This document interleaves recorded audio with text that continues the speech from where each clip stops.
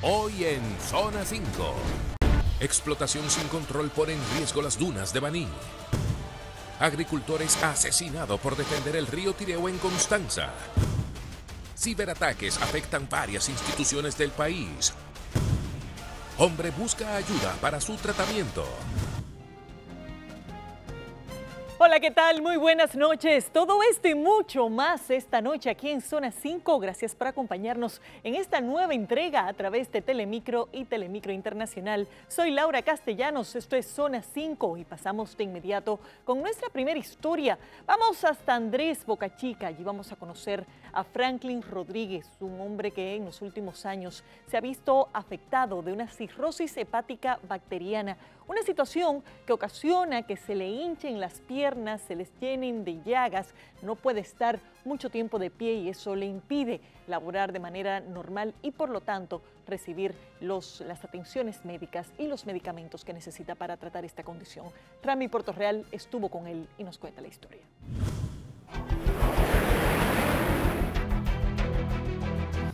Cuando a ti se te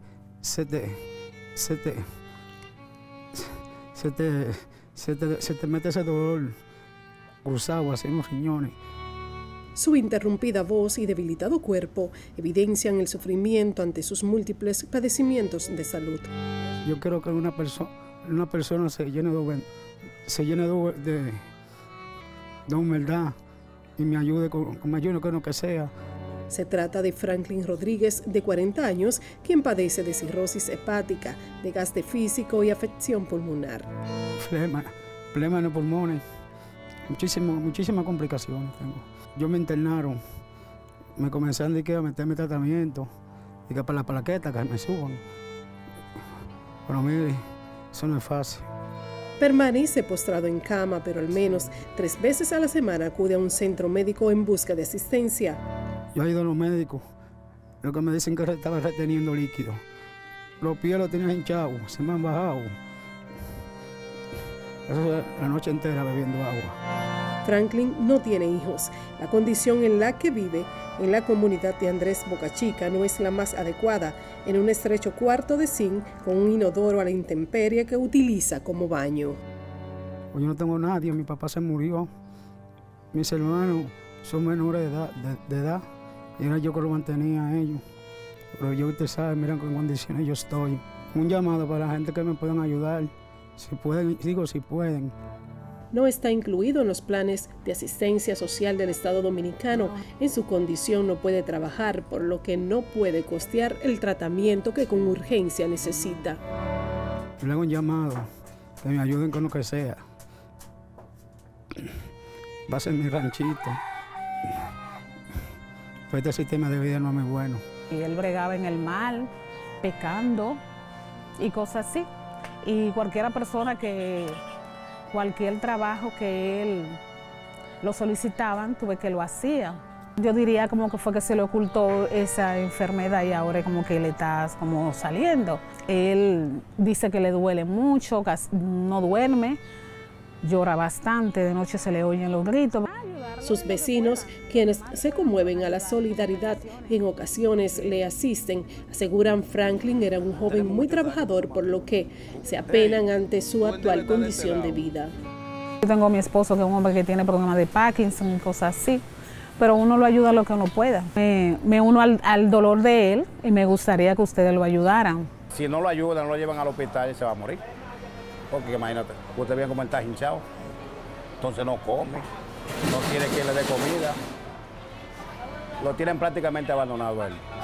Unen sus voces para clamar por ayuda, pues temen que Franklin pueda morir si no recibe las atenciones urgentes que requiere. Pero él no está bien. Si él se sigue quedando aquí, lamentablemente lo vamos a perder. Y es triste que se pierda un joven tan trabajador. No, él trabajaba conmigo aquí. Lo que pasa es que se enfermó.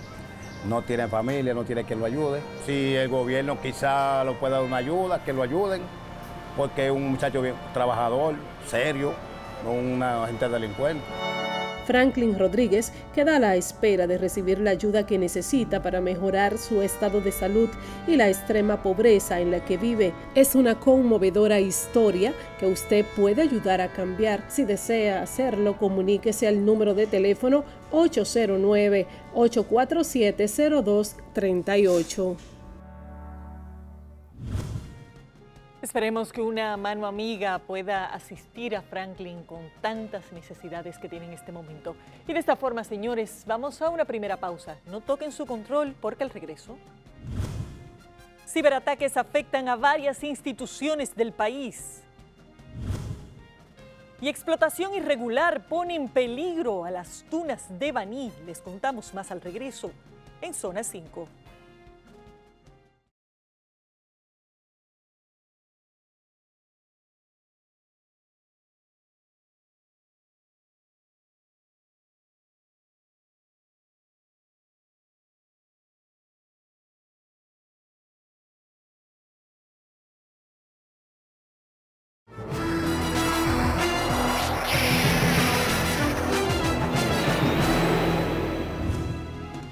Estamos de regreso, gracias por seguir con nosotros. Esto es Zona 5 por Telemicro y Telemicro Internacional.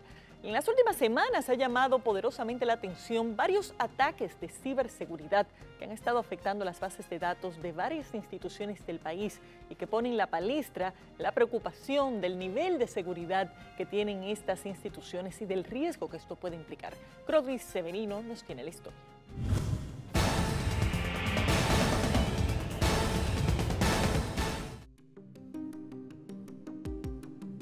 La República Dominicana se ha convertido en un objetivo interesante para los ciberdelincuentes. La seguridad de la información se ha vuelto una preocupación de primer orden para las instituciones del gobierno. Muchas veces hay organizaciones que tienen un sistema robusto, una infraestructura robusta de ciberseguridad. Sin embargo, un usuario que dé un clic a un enlace malicioso afecta la organización completa. Recientemente, algunas entidades gubernamentales han sido víctimas de hackeo. Dentro de estas, la Dirección General de Compras y Contrataciones Públicas, donde las cuentas de Instagram y Facebook fueron hackeadas por un usuario. El general Juan Gotrot, director ejecutivo de ciberseguridad en el país, explica las posibles razones que dieron lugar a la extracción de información. En algunos casos, un usuario con una contraseña débil provoca eso que ocurrió, por ejemplo, en ese portal que mencionas de Instagram y de Facebook, que usuarios legítimos tienen contraseñas que no son robustas o que se han filtrado en algún momento y tienen acceso no legal o un acceso no autorizado a las plataformas. Otro caso es el robo de más de 8.000 archivos de una base de datos del Ministerio de Salud Pública y Asistencia Social, documentos que contenían información de personas vacunadas contra el COVID-19 en las diversas jornadas realizadas por el Estado Dominicano. Hubo un acceso no autorizado mediante unas credenciales que estaban filtradas en la dark web. Esa fue la causa, raíz, por la que esos individuos tuvieron acceso a esa data. Agrega que las instituciones deberían estar preparadas para este tipo de eventualidad. Todas las organizaciones deberían tener un protocolo y un proceso identificado y claro para esa determinación de usuarios y contraseñas comprometidas que se puedan identificar y se puedan sustituir. En los últimos años se ha registrado un aumento significativo de los ataques cibernéticos en el país, lo que ha puesto de manifiesto la necesidad de mejorar la ciberseguridad. Según estadísticas gubernamentales y algunos documentos de investigación en los que participaron organismos de inteligencia del Estado, en el año 2020, al Instituto Agrario Dominicano le secuestraron sus archivos históricos y otras documentaciones que se encontraban en los servidores de la entidad. En el año 2021, el Instituto Dominicano de las Telecomunicaciones, Indotel, resultó atacado por los hackers, quienes lograron acceder al dominio que realiza la autenticación de los usuarios sobre el sistema de información de la entidad.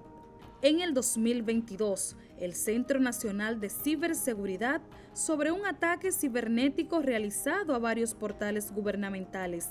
Dicho ataque impactó en la portada principal de 14 portales institucionales informativos. La Dirección General de Migración en el 2023, la base de datos de la institución fue víctima de un incidente de seguridad cibernética que resultó en la exposición no autorizada de datos.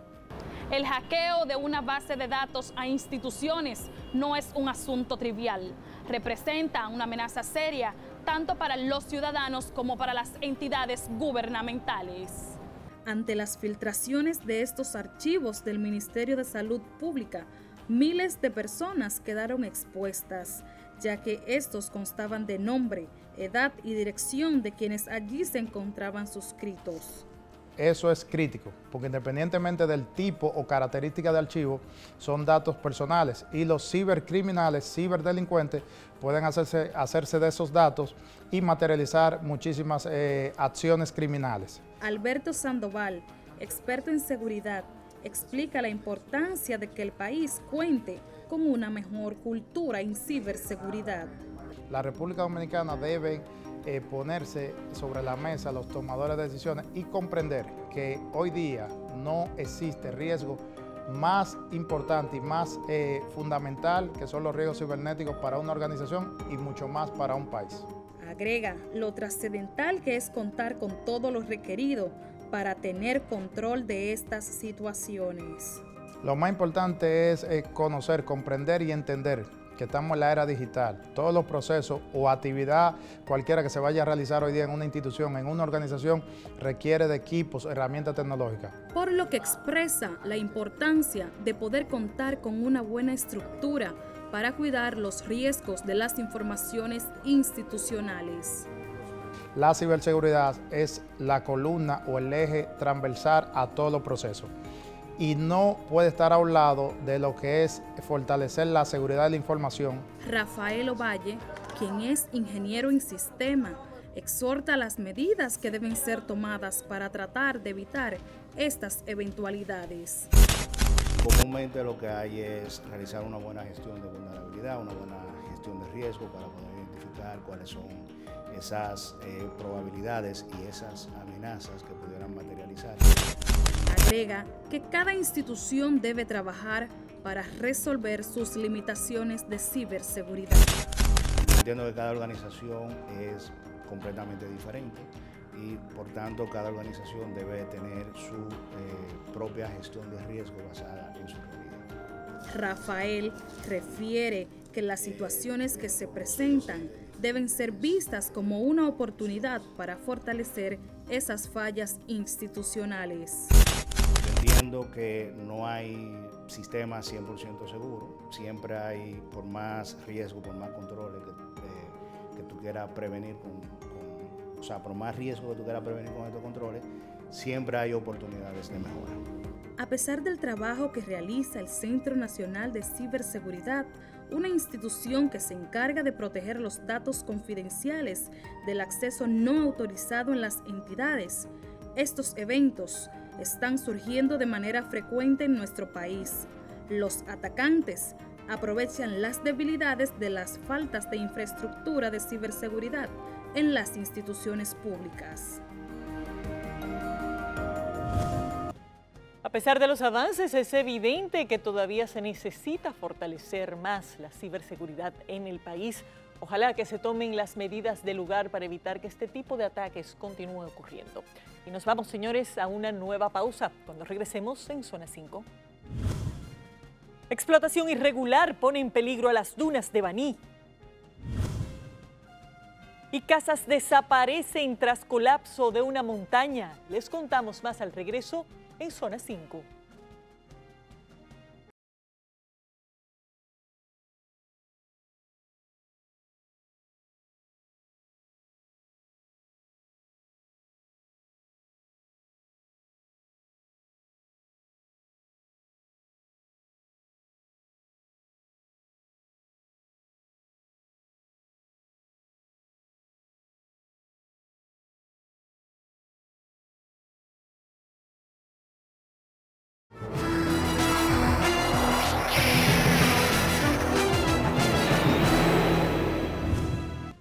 Estamos de regreso, esto es Zona 5. Gracias por seguir en sintonía. Hace apenas unos días, el país vio con mucha preocupación cómo una zona de amortiguamiento de la Reserva Científica de las Dunas en Baní fue sencillamente quemada, árboles derribados, en una situación que por demás las autoridades no habían dado respuestas contundentes. Hemos ido a ver qué pasó con esta situación y además a poner en contexto cómo se está protegiendo las dunas de Baní, que como dije son una reserva científica importantísima de nuestro país. Yuleicio Valle nos tiene la historia.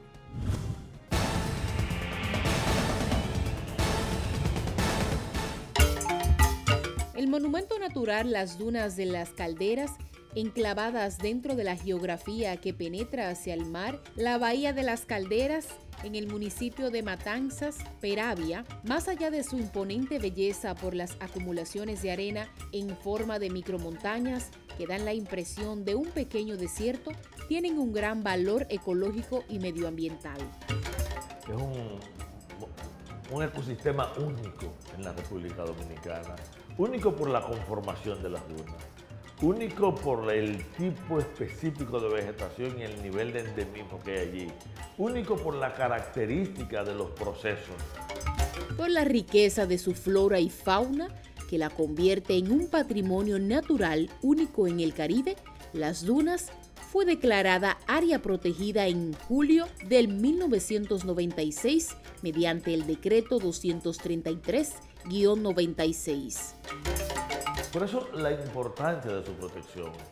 Y allí se protege, además de la formación geológica que son las dunas, además de la biodiversidad única, además de los procesos que hay, los servicios ambientales que ella ofrece. Sin embargo, al llegar al lugar, todo indica estar bien, pero la realidad es que en los últimos 20 años se han intentado acabar con este apreciado tesoro, con la venta de terrenos, la extracción de arena, la tala y quema de árboles. Estas han sido las quejas que por décadas no han tenido una respuesta contundente de las autoridades. Que expresan una profunda debilidad institucional. No es la primera vez que ocurre, pero cada vez que ocurre se repite el mismo patrón, que hay una institución a la que se le denunció, pero no se dio por enterado, o un debilitamiento de la observación de las entidades que tienen que protegerlo, o una complicidad de alguna entidad. Tenemos un sistema de vigilancia, por ejemplo, a lo que tú te puedes referir, se toman sistemas de vigilancia y también sistema de consecuencia cuando se hace daños ambientales. En un escenario de devastación ambiental, las dunas de Baní se encuentran en deforestación debido a las acciones despiadadas de invasores ilegales con hachas, motosierras y fuego. Estos ocupantes están arrasando con miles de metros de su preciosa vegetación. Cada vez que entra un periodo electoral, la gran víctima de los periodos electorales son los sistemas naturales. Se evidencia, por ejemplo, una mayor presión sobre los bosques y una mayor tasa de deforestación, de extracción de agregados y de infracciones como la que tenemos aquí, porque apuntan a que se produce mayor debilidad, mayor descuido, a que hay más fragilidad de los gobiernos para poder perseguir el delito ambiental, o de que hay una serie de permisos y complicidades que pretenden generar capital para financiar los procesos electorales. Eso suele ocurrir. No digo que sea lo que ha ocurrido, Pero al igual que en todos los procesos, estamos viendo ahora un incremento del delito ambiental. Desde el 2019 se ha estado denunciando la tala y quema de árboles. Sin embargo, aunque las autoridades correspondientes han buscado alternativas, no ha sido suficiente para frenar este delito ambiental. Desde el pasado jueves, la seguridad de las dunas de Las Calderas se ha visto reforzada debido a que supuestamente encontraron a varios haitianos cortando árboles y quemando por orden de un parcelero dominicano. Para el proceso sancionatorio no es el mismo nivel de sanción. Si una cosa ocurre en la zona núcleo, hay una política nacional de protección ambiental y se sigue aquí, alrededor de aquí, fuera de aquí. Yo les quiero mostrar esta parte, cómo quedó luego de que alguien incendiara lo que fue los árboles y palmeras. Miren, totalmente ceniza. Se trata del parcelero Etervino Vizcaíno, quien aparte de la sanción medioambiental de rigor, debe estar a disposición del Ministerio Público para los fines legales correspondientes, ya que las autoridades afirman que Vizcaíno es el dueño del terreno que es usado para la agricultura. Al solicitarles a las autoridades las informaciones correspondientes, nunca respondieron. Parte de la quema en la zona de las dunas se ha fabricado carbón a partir de una parte de la vegetación en otro momento. También se limpia para poder extraer el agregado. En este caso, los fines parecen ser inmobiliarios y el argumento que se ha levantado es ese, pero las causas siempre son absolutamente las mismas. Un descuido o una complicidad y a veces políticas cerradas. Dejamos que destruyan el área de amortiguamiento como ellos están alegando. Entonces, ¿qué protección va a tener el área protegida en realidad? Cantidad de palos, de árboles que son nacidos de ahí, que en ningún otro lado están destruidos toditos, arrancados de raíces. Leonardo Liriano, quien es guardaparques y coordinador regional metropolitano, explica que para realizar este tipo de actividades en las áreas que no son protegidas, se necesita un permiso otorgado por el Ministerio de Medio Ambiente. Todo el que va a hacer una actividad debe obtener un permiso.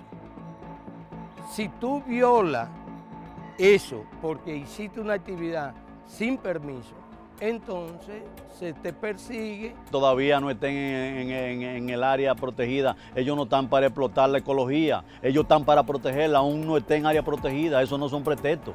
Después que esté existiendo el sobrecito amarillo con el que se le presentan allá la gente que van a hacer su explote y de una vez ellos lo cogen, por eso es que ellos aceptan eso.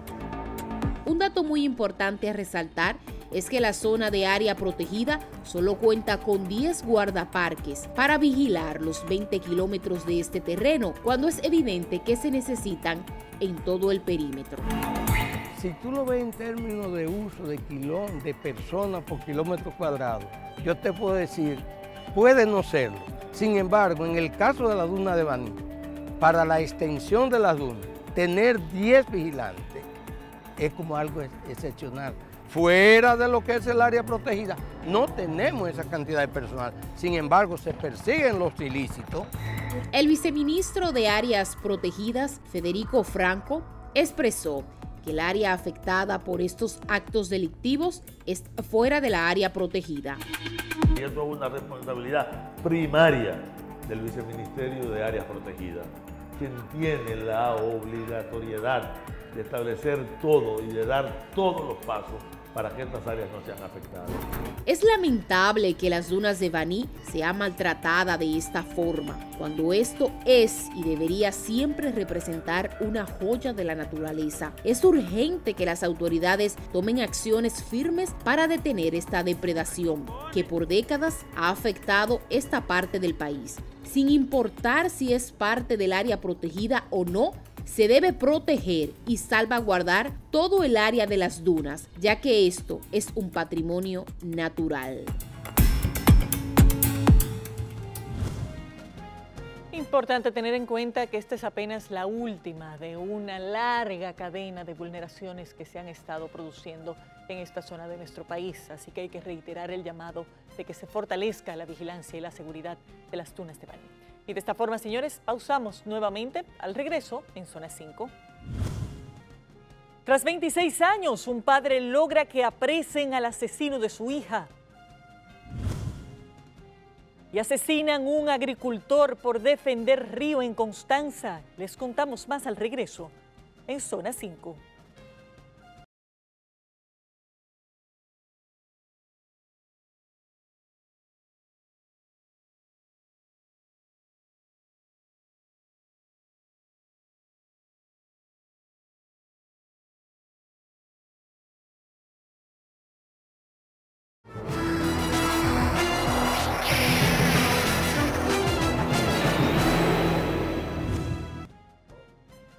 Estamos de vuelta, esto es Zona 5, gracias por seguir con nosotros. Vamos a continuación a nuestro bloque internacional. Veremos 3 aldeas en Guatemala que quedaron incomunicadas por deslizamientos de tierra, que además afectaron a varias viviendas de esta zona.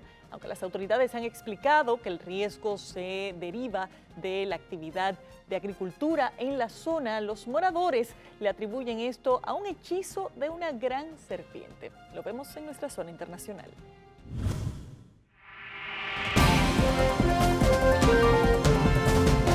La tierra en Palencia, Zacabastal, se partió en 2. 3 casas desaparecieron y al menos otras 3 quedaron pendiendo de un hilo cuando la montaña se estremeció. Empezó a temblar y ya en la noche, como a las 12 de la noche, se oyó una cosa que destalló, que como que reventó una cosa, mire, debajo de la tierra, destalló. Edgar Los Santos se salvó. Unas horas antes del derrumbe, se encontraba cuidando su tierra. Ahora su casa de madera se encuentra en el abismo. Y esto porque mira, mi casita se fue todita, de madera. ¿Su casa era de madera? Sí, sí, y se fue todita porque abajo está toda. Las viviendas de sus familiares también se hundieron, y con ella el esfuerzo de toda la familia. 3 meses antes, las autoridades les habían alertado que debían evacuar el área. Así que buena parte de la familia Santos decidió irse a Estados Unidos. Y mis hermanos se fueron toditos y me dejaron solo a mí. Por su parte, doña Juliana vive con su hija y su nieto justo a orillas del río, donde cayeron toneladas de tierra. Nos levantamos y nos quedamos viendo a ver si venía para acá para salir huyendo, a salir nosotros ya para donde no hubiera peligro, ¿verdad? Nos levantamos inmediatamente cuando explotó esa cosa. Las autoridades les han advertido que podrían venir más derrumbes. Por cultivos, el uso que se tiene en este suelo ha provocado este deslizamiento, en tanto que las lluvias hacen que pues los suelos sean inestables y pues eso provoca que hayan unos hundimientos. Sin embargo, para los pobladores, las razones de los movimientos de la tierra van más allá de lo natural. Mis abuelitos decían eso, ¿verdad? Que había una serpiente, dice, aquí en el cerro, el Tomastepec. Pero más que todo decían ellos, ¿verdad? Que ese cerro estaba encantado. Entonces ese cerro lo bautizaron y dice que cuando la primera vez que le sentaron la cruz, dice que no la aceptó, la tiró. Los antiguos pobladores les han relatado que la montaña tiene forma de serpiente. Se derrumbó la montaña por una gran serpiente que salió y derrumbó y entró toda la comunidad de la aldea del Paraíso. Entonces ahí ahora existe una iglesia católica que es la antigua y en la parte de arriba existe la nueva iglesia. Entonces en esa área de ahí hay mucha piedra porque se derrumbó hace muchos años. Pese a que los retumbos continúan, varias familias decidieron quedarse. No hemos pensado en salir de aquí porque incluso no tenemos para dónde. Relatan que tampoco conocen un modo de subsistencia distinto al cultivo de la tierra, solo que ella ahora está enojada. Todo esto está peligroso porque dice que este derrumbe no se está yendo para allá, sino que él se está hundiendo para abajo. Mire hasta dónde viene la reventadura. Y aquí estamos peligrando. Ahora las aldeas Joya Honda, El Paraíso y Buenavista han quedado incomunicadas. Así que sus habitantes ahora se preparan como pueden para una nueva arremetida de la cola de la serpiente.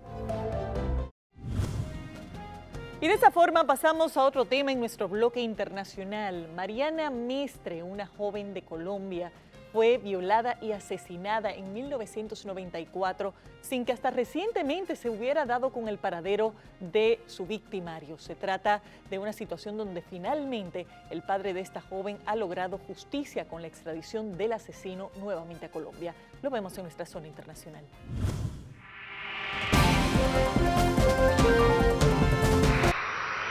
Después de vivir por 26 años, oculto bajo la falsa identidad de Enrique dos Santos, ese es el momento en que las autoridades de Brasil entregan a Jaime Sade, asesino de Nancy Mestre, al gobierno de Colombia. A Bogotá llegó canoso, nervioso y visiblemente cansado, mientras el padre de la joven hablaba para nuestras cámaras. Hoy he tenido lágrimas como de alegría, dándole gracias a Dios. Estoy muy contento y satisfecho porque se ha hecho justicia y he cumplido con mi deber como padre. Frente a la tumba de su hija, Martín Mestre le había prometido justicia a quien fuera en vida, la luz de sus ojos y su más grande orgullo. Todo lo he hecho por ella porque los hijos se merecen que uno como padre lo responda, ¿no? Y los acompañe. Mestre recuerda que Sade le pidió permiso para llevar a su hija a una fiesta y que luego la volvió a ver organizando. Mientras que la investigación forense reveló que varios hombres abusaron sexualmente de ella, después de golpearla despiadadamente. Y en sus partes íntimas estaba maltratada, hubo penetración violencia, ¿ves? Y tal vez fueron por lo menos 2 personas. Luego el criminal huyó a Brasil, se convirtió en cirujano estético y se casó. Fue localizado 20 años después, gracias a este padre octogenario, y por la policía colombiana, gracias a las huellas que el asesino dejó en un vaso. Fue condenado por la justicia colombiana por asesinar y abusar sexualmente de la joven Nancy Mestre. Martín Mestre confiesa que esa madrugada casi muere de la felicidad, cuando supo que Sade, por fin, era extraditado. El médico me recomendó tomarlo con tranquilidad. Mestre dice que ahora no lo asusta la muerte, porque para su hija hubo justicia en la tierra. Admirable la determinación de este padre y qué bueno que finalmente se está haciendo justicia.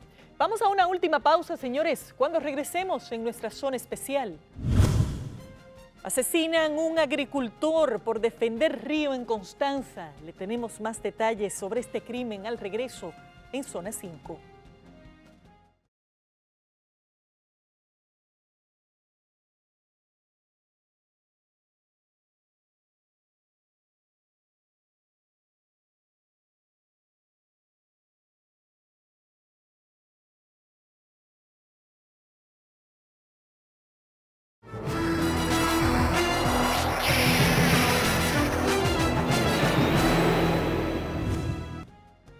Aquí estamos de vuelta, gracias por seguir con nosotros. Una inmensa consternación ha causado en la comunidad Tireo Abajo de Constanza el asesinato de Francisco Ortiz, un agricultor quien había desaparecido durante una madrugada en momentos en que trató de detener la extracción de arena de forma irregular de un río del mismo nombre. Nuestro compañero Abraham Marmolejos estuvo en la zona, conversó con sus familiares y nos cuenta los detalles de esta tragedia.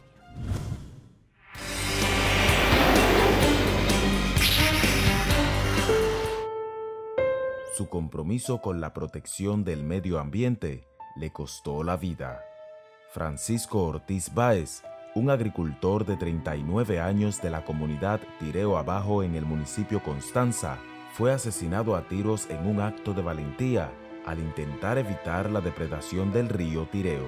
Esta situación pasó por tratar de detener a gente que estaban robando arena en el río, algo que Medio Ambiente que tenía prohibido. Todo sucedió el jueves 11 de abril en horas de la madrugada, cuando Francisco se percató de que varios camiones se encontraban a orillas del río. Al ver aquella escena, decidió atravesar su tractor en el camino para impedirles el paso. Él me dijo que puso el tractor en cuestión de que el camión no pasara, para tener evidencia al otro día de que él estaba cargando arena. Notablemente afectada por la pérdida de su esposo, Danilza Fernández cuenta que comenzó a preocuparse al ver pasar el tiempo y Francisco no regresaba a casa. Veo que pasan como media hora y me decía que no lo llamaran. Yo lo llamé y sonó el teléfono. Después volví, duró otro ratico y volví y lo llamé y ya se lo hubiesen apagado. Inmediatamente escuchó un tablazo, fue a donde había dejado el tractor. A ver si le habían golpeado el tractor y se habían metido por la parcela, pero hizo mal y coger para allá a defender eso, porque allá lo estaban esperando esos asesinos, lo acribillaron ahí mismo. Con mucho dolor, sus hermanos recuerdan los hechos. Cuando voy es que me percato de la sangre y los casquillos de bala. Ahí es que le digo a los muchachos, aquí hay un problema.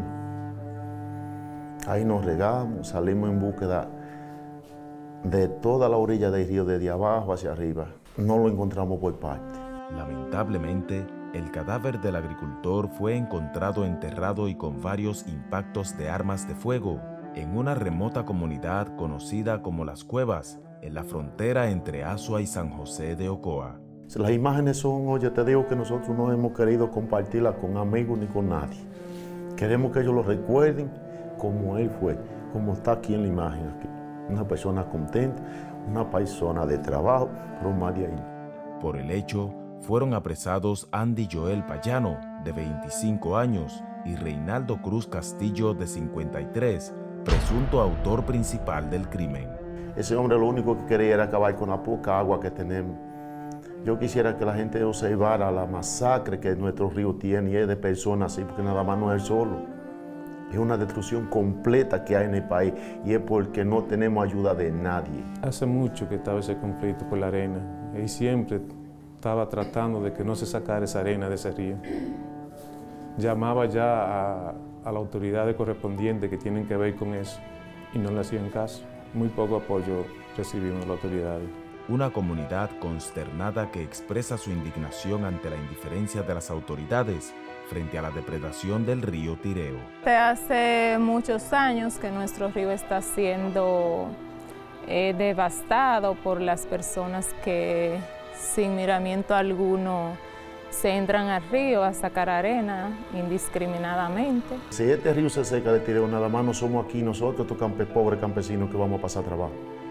A la capital, ni a Santiago, a Banía, nada va a llegar los frutos de nosotros, porque vamos a tener que frenar. No hay agua y sin agua no hay vida. El agua es la vida y eso era lo que mi hermano protegía. Manifiestan que han denunciado el delito de la extracción de arena del río en múltiples ocasiones, pero las autoridades han hecho caso omiso, situación que llevó a Francisco a no quedarse de brazos cruzados y actuar por su propia cuenta para defender este preciado recurso de la comunidad. Francisco no quiso hacer lo que muchos quizás le aconsejaron, que fue hacerse de la vista gorda ante la situación que estaba pasando. Lamentablemente hoy tenemos que llorar su partida y esperemos que valga la pena, que no se quede simplemente en que Francisco murió a orilla de este río para tratar de salvarlo y que no valió la pena. Esperemos que las autoridades tomen conciencia. Sus allegados lo describen como un hombre ejemplar y protector del medio ambiente. Una persona trabajadora y defensor de la naturaleza. Un muchacho 100% trabajador de 6 a 6. Lo de ella era trabajar. Una persona muy querida en la sociedad. Es que no hay cómo describirlo.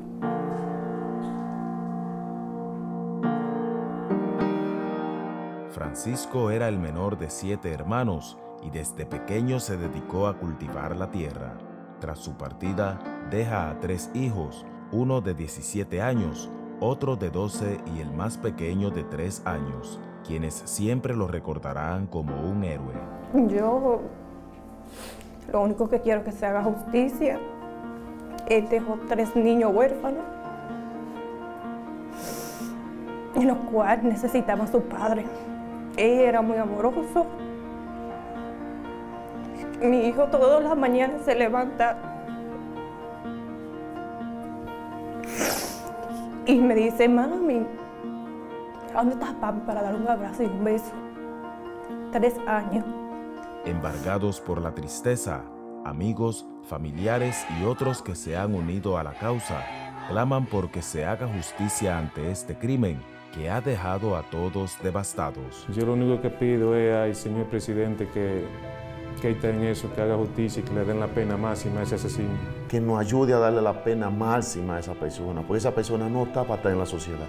La muerte de Francisco Ortiz es un recordatorio doloroso de los peligros que enfrentan aquellos que se atreven a proteger el medio ambiente, de aquellos desaprensivos que se dedican a abusar de los recursos que nos brinda la naturaleza por un bien particular.